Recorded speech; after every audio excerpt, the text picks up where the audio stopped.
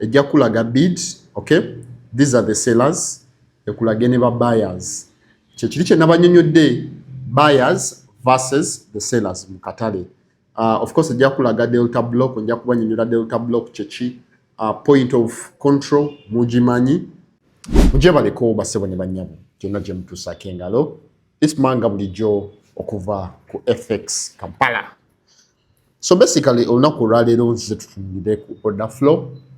Okay, order flows mbadde nga mu mwagala okumanya order flow, footprint, volume profile n'ebintu ebifaanaganako ebyo. So basically olunaku olwaleero ekindeese tugezeeko okutunulira ku bino ebintu weewaawo tusobole okutegeera omuntu trading atya akatale ng'akozesa order flows, identifying atya order flows, chart kyentuufu z'alina okukozesa, strategy ki gye tusobola okukozesa nga tutradinga based upon order flows n'ebirala ebifaanaganako ebyo. So gwatamanyi order flows y'engeri omuntu gy'asobola okumanyaamu orders, engeri gye ziflowingamu oba gye ziri positioned mu katale aka forex trading. But ojja kutunulira nti mostly abantu abatradinga nnyo order flows most of the times be bantu abatradinga futures. So mwabatamanyi features chechi, I think I'll dedicate a specific video whereby nja kuba ntunulira features, the difference between futures, the forex trading market, ne asset oba instruments endala mu katale ka business ey'okutradinga generally online. So I'll come specifically for that. But of course the now if our tradinga tusobola okutradinga order flows, but they are generally suitable for certain platforms, like the Ninja Trader platform. It is suitable for that. Ne platform jinje zenjawulo, however nafe tusobola ozikozesa, okay? Ne tusobola okukola sente still nga tutradinga, ne tusobola okumanya ziflowinga zitya mu business ya trading mu katale n'ebirala bifaanaganako ebyo. So nga sononye budde because I also have to go practically and show you how we get this from our chart and how we apply buli kyengenda okusomesaako mu video eno olunaku olwaleero. So in simple term, oba in simple term, a footprint generally shows buyers, the buyers in the market versus the sellers in the market. Who is in control of the market? You understand?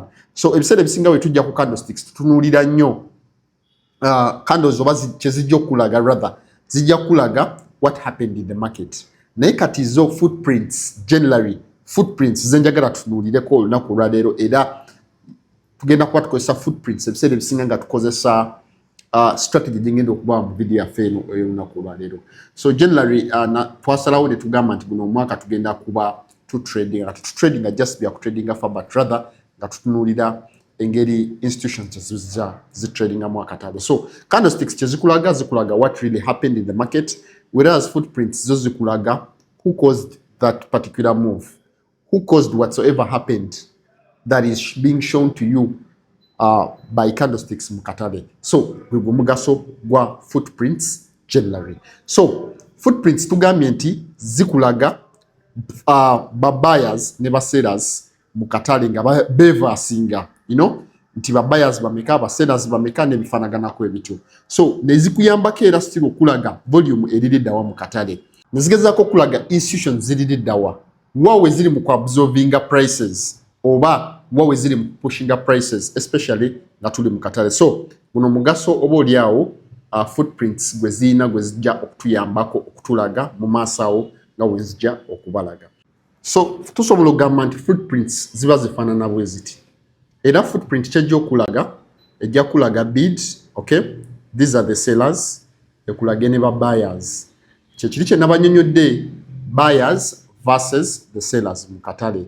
Of course ejja kulaga delta block, ejja kubanyonyola delta block kyeki, point of control mugimanyi, that is simple, absorption naye tujja kuba tugiraba ne delta n'ebintu ebifaanaganako ebityo.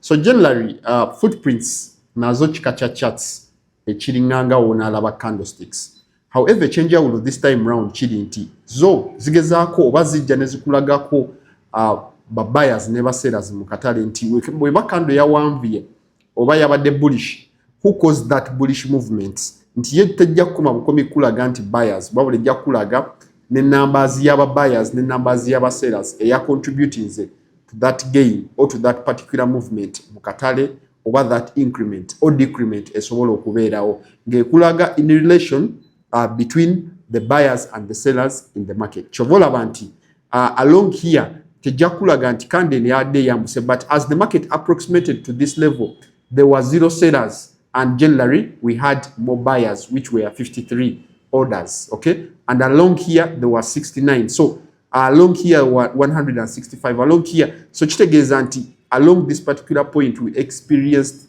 more buyers. And also when you look at the point of control, you realize that the point of control average is generally the buyers abali in control mukatale. So sometimes nange nerabira enesanga nga tuze mu luzungu, but at least I request it mu bearinge. So bwenzija just thumbs ezimu wano ne wali oba oli awo ze tusobola okufollowinga nga tuze mu order flows, especially nga tutunulidde footprint.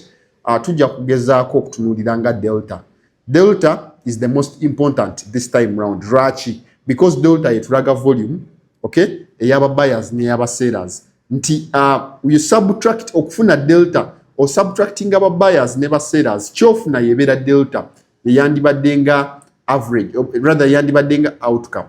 Nti singa ofuna delta ngeri negative, definitely kiba kiraga nti ba sellers were in control of the market. Singa ofuna delta ngeri positive kiba kitegeeza nti ba sellers, sorry, singa ofuna delta yo ngomazo subtracting aba buyers from the sellers nofuna negative kiba kitegeeza ba sellers be bali aggressive akadde ako era ddala fa katala ako tukasubira most likely okubanga kakkirira. Singa the same happens to the buyers nga we have a positive and the positive is for the buyers, then kiba kitegeeza nti we experiencing buyers aggressiveness along that particular point. So kitegeeza nti ebiseera ebisinga mu delta sente mwezibeera mwetuzikolera, okay, mwetuzikolera. But again omuntu yenna trading still tolina kwerabira imbalance eyinza okubeerawo when one side dominates.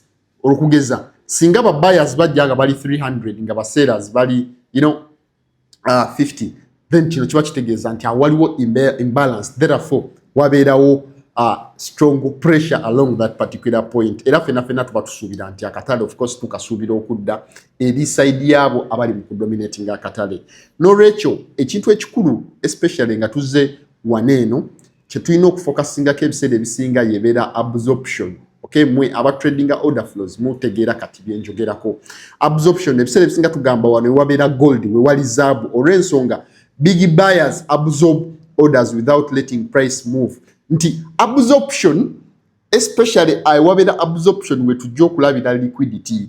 Nti liquidity ebiseera ebisinga woyali. So strategy yaffe ekola bweti. Soko identifying ng'oli ku normal charts, soko identifying equal highs equal lows, omaloko identifying where ewali liquidity.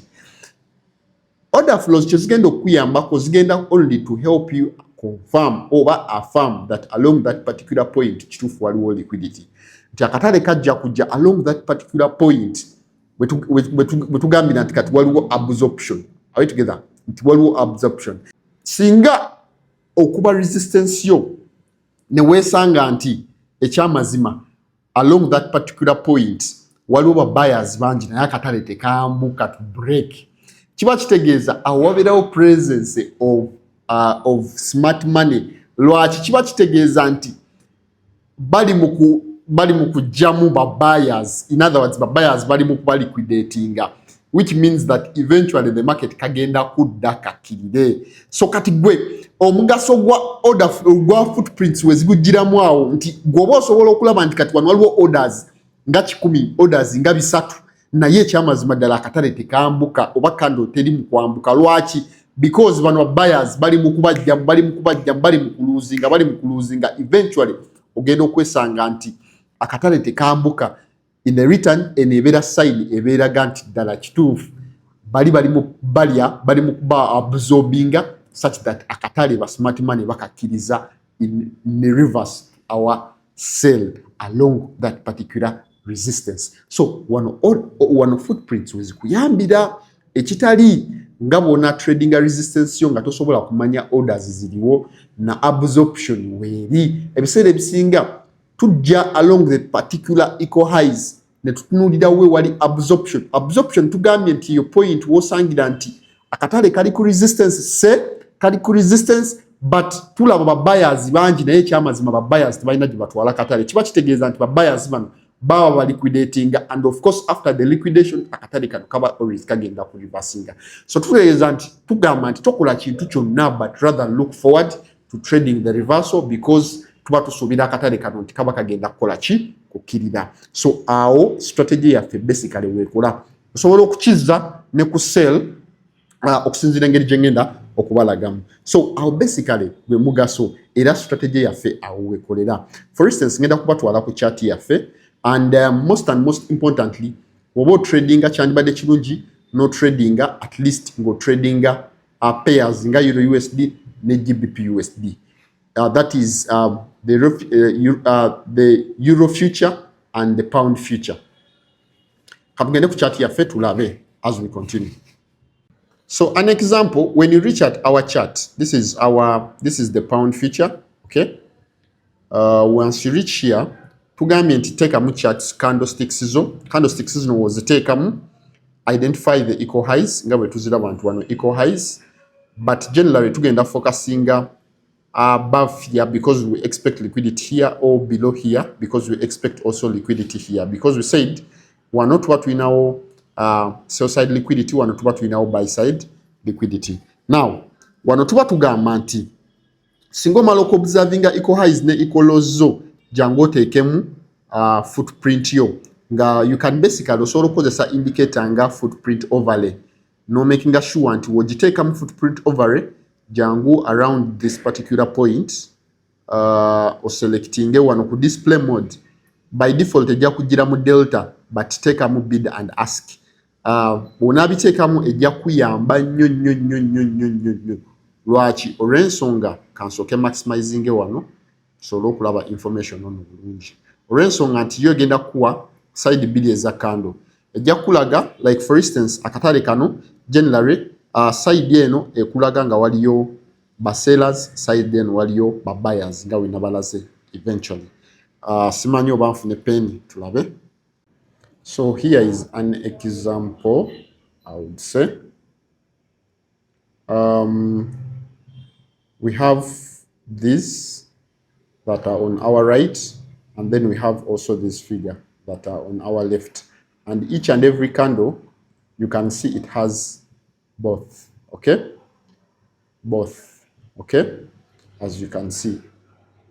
And normally, the ones that are on the right-hand side, they are the buyers, and the ones here are sellers. And most of the times, when you have the ones that are more on the right, we expect that the market will always move upwards. And then if these ones, the one on the left, are less, then we expect that the market moves downwards. And it will show you that they are sellers that are in control of the market.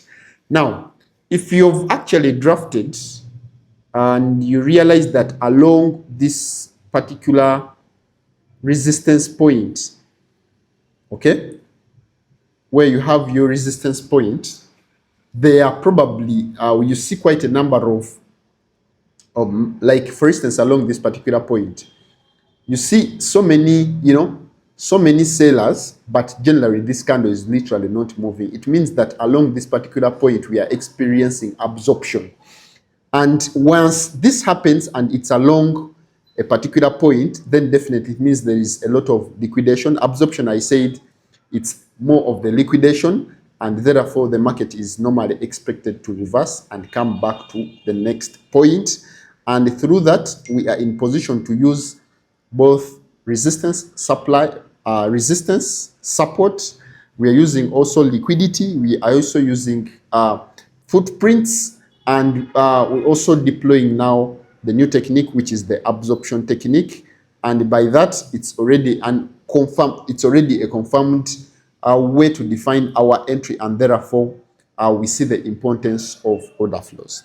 So like I said, the order flows generally, rather the footprints only works for the futures market. That is the, for instance, when it comes here, you can trade them using the Euro USD, that is the Euro future, or you can trade it based upon GBP USD, which is the only future markets. Okay, only future markets. I will have time to come and I will explain the difference between the Forex market and the future markets, the difference between the between the Euro future and also Euro USD GBP future and Euro USD Japanese future and USD JPY and a lot more. I'll have time to explain all those. I believe this video has been, very educative, and I believe you've probably learned something out of the video. Otherwise, I would love to stop from here. Have a lovely day. Enjoy. Thank you.